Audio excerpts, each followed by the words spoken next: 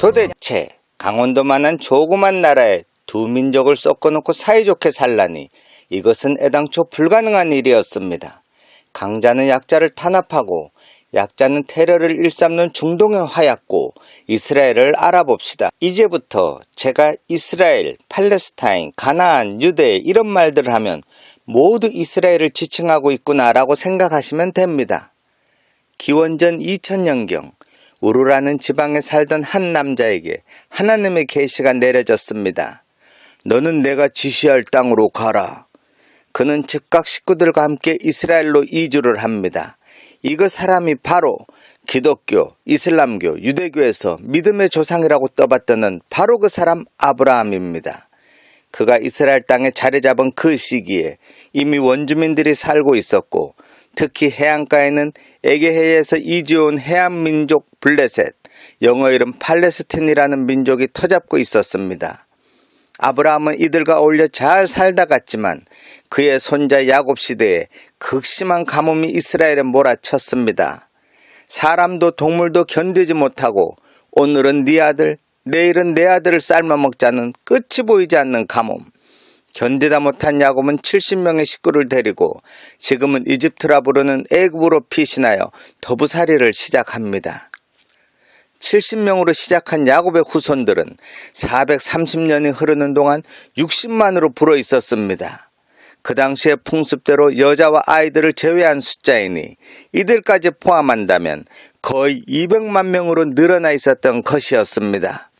아니, 잠깐 방을 내주었는데 이렇게 바글바글 늘어날 줄 몰랐던 애굽의 바로 이집트의 파라오는 이들이 전쟁터 상대편에 붙는다면 어떤 일이 벌어질까 상상도 하기 싫던 바로는 유대인들이 더 이상 늘어나지 못하도록 자기들의 국고성 건축에 이들을 데려다 노예로 부렸으나 하루 종일 지친 노동에 시달렸던 유대인들이 밤에 무슨 짓을 하는지 이들의 숫자는 더 늘어나기만 하였습니다. 그들의 번식력에 놀란 바로는 태어나는 모든 유대인들의 남자아이를 죽이라는 끔찍한 명령을 내립니다. 이런 혹독한 탄압이 계속되는 가운데 이들의 지도자가 태어났으니 그의 이름은 모세였습니다. 모세는 애굽의 바로에게 10가지 재앙을 내리는 등의 사투 끝에 유대 민족들을 애굽으로 데리고 나올 수 있었습니다. 그리고 마침내 젖과 꿀이 흐른다는 가나안 땅, 믿음의 조상 아브라함이 살았던 땅으로 향했을 때 유대 민족들은 기쁨의 춤을 추었습니다. 40년의 긴 여정 끝에 민족의 지도자 모세는 죽고 여호수아라는 새로운 지도자가 생겨났습니다. 이들은 요단강을 건너 거침없이 가나안으로 진격하여 하나님의 명령이라는 미명하에 가나안에 살고 있는 원주민들, 노인과 여자, 어린아이까지 모조리 척살합니다. 그들의 조상 아브라함이 이들과 어울려 살았던 것과는 정반대로 말입니다. 다만 해안가에 살던 블레셋 민족, 즉 영어로 팔레스틴이라 부르는 민족은 없애지 못했는데 이들이 일찍부터 철기 문명에 들어가고 강력한 무기가 있었기 때문이었습니다. 가나안 땅에 정착한 유대인들은 이스라엘의 기초를 세운 초대왕 사울로부터 나라를 반석에 올려놓은 다윗 왕을 거치면서 부강한 나라로 변해갔습니다. 그리고 다윗 왕의 아들 솔로몬 왕 시대에는 왕권을 강화하였습니다. 현재 이스라엘은 12지파가 각각의 영토를 가지고 다스리다가 전쟁이 나면 지파별로 군대를 보내 싸우고 있었으나 솔로몬은 이를 무시하고 자신의 친위대를 각 지파로 보내 다스리게 하였습니다. 각 지파 장로들의 속은 부글부글 끓었으나 워낙 강한 다윗 왕권과 솔로몬의 기세에 눌려 별 불만을 나타낼 수 없었습니다. 특히 솔로몬은 지혜가 엄청나서 그의 지혜의 한 말씀이라도 들으려고 각 나라에서 가져온 보아들로 솔로몬의 창고는 차고 넘쳤습니다. 하지만 솔로몬의 지혜가 다하였던가요? 그의 낭비벽은 그 많은 금은 보화를 다 탕진하게 만들고 국가 재정을 적자로 돌려놓았습니다. 처첩천명의 온갖 부경화를 누리던 솔로몬이 죽고 그의 아들 르호보암이 왕이 되자 각 지파의 장로들은 그에게 20년간 이어진 성전과 왕궁 공사의 노역을 줄여달라고 하였으나 르호보암은 내 아버지 솔로몬이 째찍으로 다스렸다면 나는 전갈재찍으로 너희를 다스리겠다고 이런지하에 거절함으로써 이에 화가 난 열지파의 장로들이 따로 나라를 세우는 바람에 나라는 두동강이 나고 말았습니다.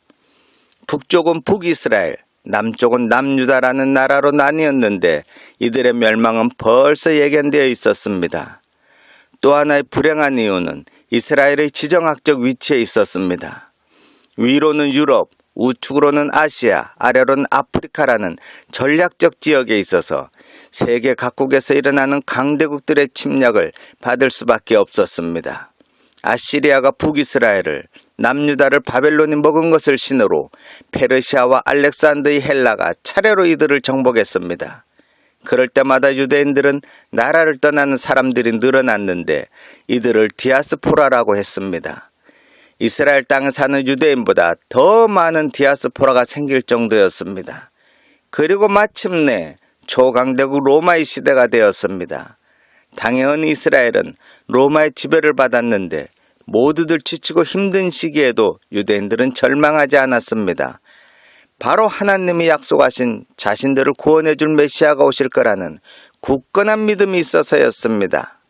유대인들이 그렇게 미움받는 이유가 하나님이 자기들만 선택하였다는 교만한 선민 사상이 한몫하였다는 것을 그들은 모르고 있었을까요? 마침내 기다리던 메시아 예수 그리스도가 이 땅에 오셨습니다. 하지만 웬일인지 그들은 예수를 인정하지 않고 다른 메시아를 기다리고 있었고 예수님이 메시아라고 믿는 또 다른 유대인들은 새로운 종교를 탄생시켰습니다. 유대교에서 라사레파란 한 분파로 시작한 기독교가 오늘날 이렇게 퍼질 줄은 그때는 아무도 몰랐습니다. 하여튼 로마의 지배를 받던 유대인들은 독립을 위해 자주 민중봉기를 일으켰는데 이를 참다 못한 로마는 진압에 나서 주 70년 로마의 티투스 장군을 마치 예수님이 돌 하나도 도로에 남기지 않고 다 무너지리라 라는 예언의 말씀을 이루기라도 하려는 듯 예루살렘 성전을 철저하게 파괴하였는데 다행히 성전의 서쪽 벽 일부가 남아있어 지금도 수많은 유대인들이 울면서 기도하며 벽 틈으로 소원 쪽지를 넣는 등 통곡의 벽이란 명칭으로 불리게 되었습니다. 믿거나 말거나 의견으로는 로마군에 의해 수많은 유대인이 죽고 성전이 파괴되자 이를 지켜본 벽이 날마다 눈물을 흘려서 그런 이름을 갖게 되었다고 합니다. 이후에도 유대인들의 저항운동이 끊이지 않자 주후 135년 다시 한번 로마는 예루살렘을 공격, 그 땅에서 유대인들을 모두 추방해버리자 수많은 유대인 디아스포라가 생겨났습니다. 로마는 유대인들에 대한 보복으로 유대라는 이름을 로마 제국의 지도에서 완전히 지워버리고 그 땅의 이름을 역사적으로 유대인들을 가장 힘들게 했던 숙적 블레셋의 이름을 딴 팔레스틴으로 바꾸어 버렸습니다. 이것은 단지 유대인들에게 치욕을 주기 위한 조치였지 사실 현재의 팔레스타인과 블레셋과의 사이에는 어떠한 혈통적인 연관도 없습니다. 이들 유대인 디아스포라들이 유럽 곳곳으로 흩어져 살면서 유럽 각 나라는 이들을 미워했는데 첫 번째가 기독교 국가인 이들은 유대인들이 예수님을 십자가에 돌아가시게 했다는 이유와 그들의 교만한 선민의식 그리고 이들의 피도 눈물도 없는 고리대금업 때문이었습니다. 유대인 디아스포라들 그들은 고국을 떠나오자 믿을 것은 돈뿐이라고 믿게 되었습니다. 그들은 일단 한 곳에 정착하면 무슨 일이라도 해서 돈을 모은 뒤 그 돈으로 고리대금업을 하였습니다. 하나님이 금지하신 고리대금업을 선민의식으로 똘똘 뭉친 그들이 한다는 것이 참으로 아이러니했지만 먹고 사는 데에는 율법을 잠시 내려놓은 유대인들이었습니다. 셰익스피어의 소설 베니스의 상인을 보면 유대인 고리대금업자 샤일록은 미처 제 날짜에 약속을 이행하지 못한 안토니오의 엉덩살을 베어내려고 하는 이야기까지 나올 정도이니 유대인의 고리대금업이 얼마나 광범위하게 퍼져 있었는지를 잘 보여줍니다. 이처럼 유대인들은 특유의 끈기와 노력으로 부를 늘려나갔습니다.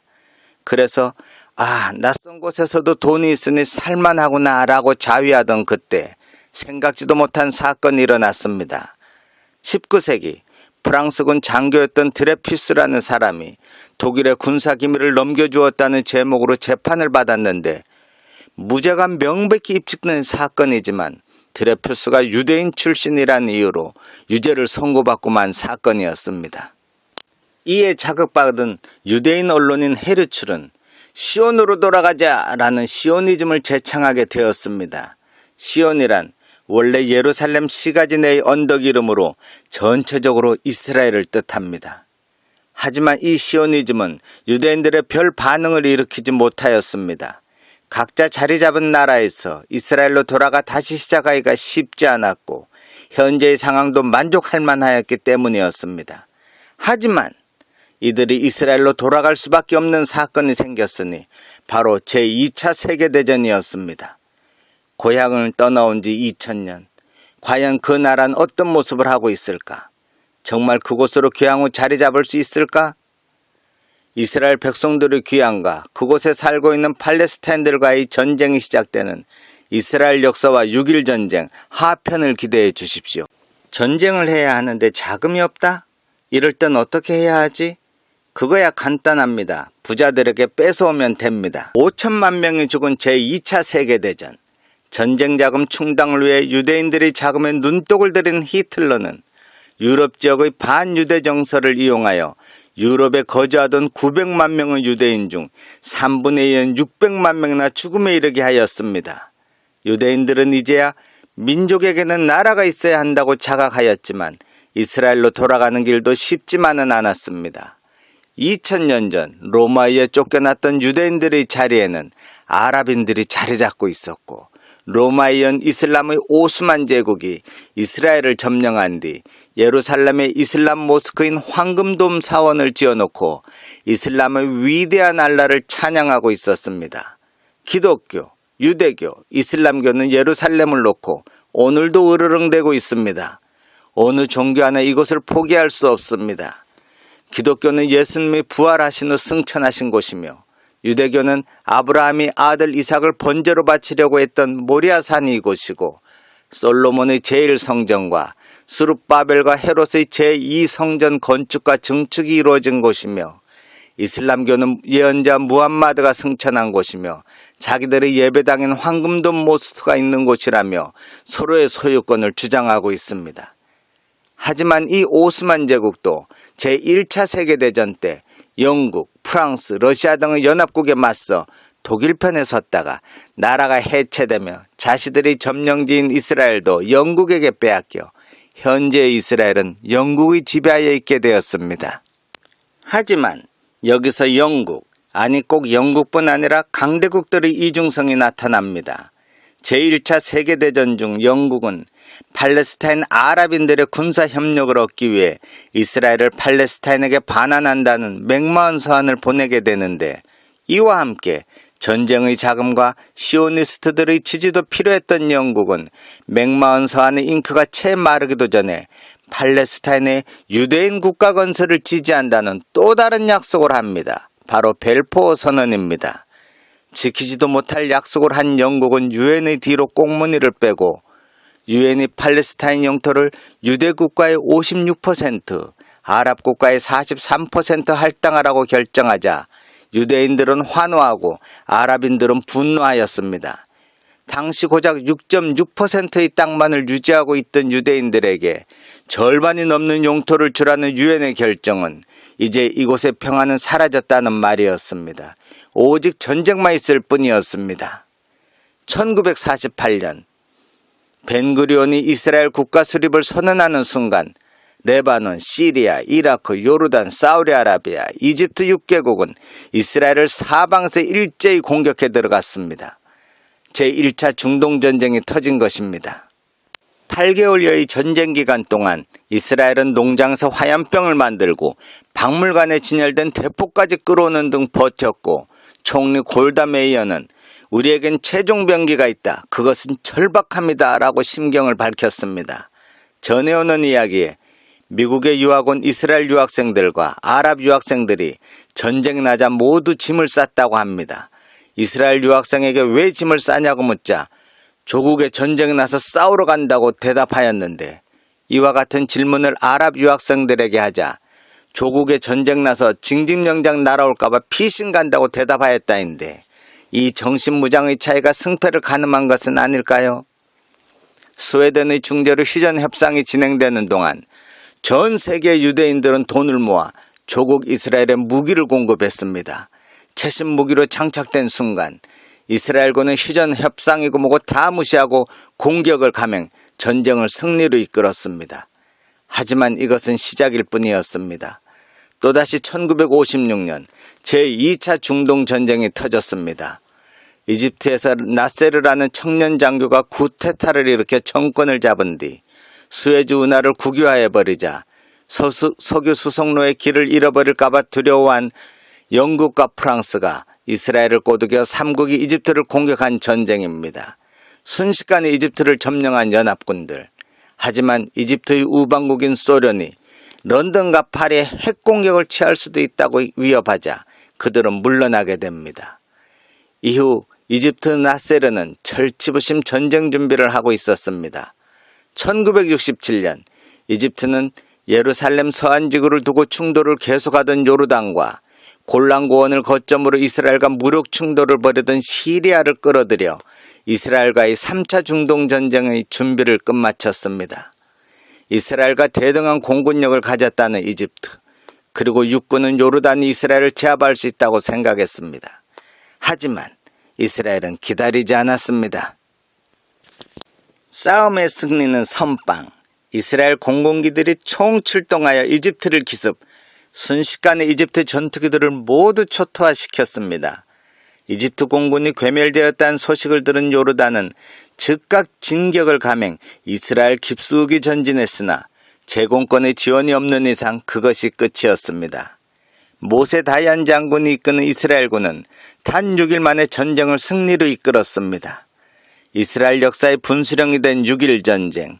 이스라엘은 시리아, 요르단, 이집트로부터 골란고원, 가자지구, 요르단 서안지구, 시나이 반도 등 자기 영토의 3배나 넘는 넓은 지역과 통곡의 벽을 포함 감람산, 구예루살렘성, 베들레헴, 헤브론, 세겜, 여리고 등 자기 민족의 성지들을 순식간에 점령하는 감격을 맛보았습니다. 이스라엘 국민의 사기는 충천했으며 비록 조그만 영토와 인구를 가진 소국이지만 중동 지역에서는 그 누구도 상대하기 어려운 군사대국으로 부상했습니다.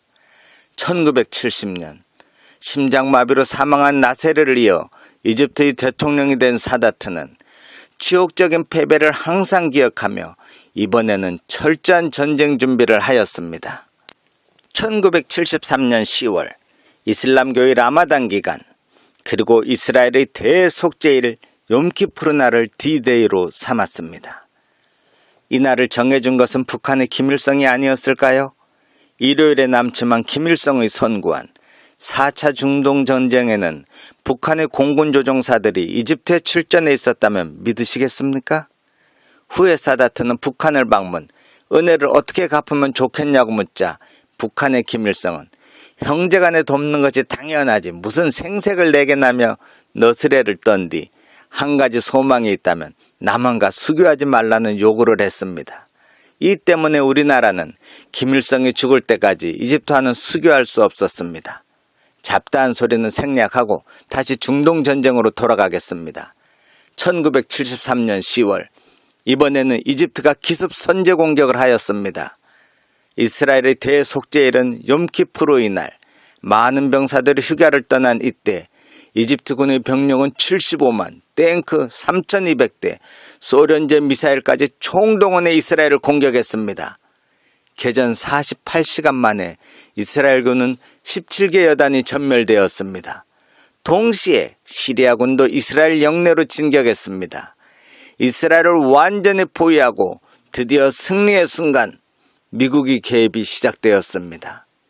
얼마 전 트럼프는 예루살렘은 이스라엘의 수도라고 선언하여 중동에 혼란을 가져왔습니다. 현재 예루살렘은 누구나 탐내지만 아무도 가질 수 없습니다. 현재 각국의 대사관들도 예루살렘이 아닌 베이루트에 있을 만큼 어느 누가 차지하기 힘든 도시 예루살렘. 이런 도시를 이스라엘의 수도라고 인정해 줄 만큼 이스라엘을 돕는 미국. 이 미국이 움직인 것입니다. 미국을 움직이는 유대인들이 이스라엘의 대대적 지원을 시작했습니다. 미국은 30일간 포위됐던 이스라엘에 6,000번에 가까운 군수물자 수송작전을 벌였고 최신의 정찰기를 동원, 이집트와 시리아군의 위치를 모조리 알려주었습니다. 세계 최강 천조국의 지원을 받은 이스라엘은 또다시 전쟁에서 승리하였습니다. 미국을 천조국으로 부르는 이유는 미국의 국방 예산이 1년에 1000조이기 때문입니다. 이런 중동을 하얗고 이스라엘에 변화의 바람이 분 것은 1978년 지미 카터 전 미국 대통령이 주도하고 사다트 이집트 대통령과 백인 이스라엘 총리가 서명한 캠프 데이비드 협정인데, 이 협정은 숙적이었던 이집트와 이스라엘 관계에 화해를 가져오게 됩니다. 이집트는 이스라엘이 점령하고 있던 시나이 반도를 돌려받는 대신 가자 지구에 대한 개입을 중지하고 이스라엘과 평화협정을 맺으며, 이스라엘은 궁극적으로 팔레스타인의 권리와 독립을 인정하고 점령지역에서 철군하기로 했습니다. 이집트는 평화협정의 대가로 미국으로부터 매년 20억 달러를 받는 조건이었습니다. 어쨌든 이집트는 협상의 약속을 지켰지만 이스라엘은 점령지에서 철수하거나 팔레스타인의 독립을 인정하지 않는 바람에 오늘도 이 팔 관계에는 피바람이 불고 있습니다. 재미있게 보셨다면 좋아요와 구독 부탁드립니다. 감사합니다.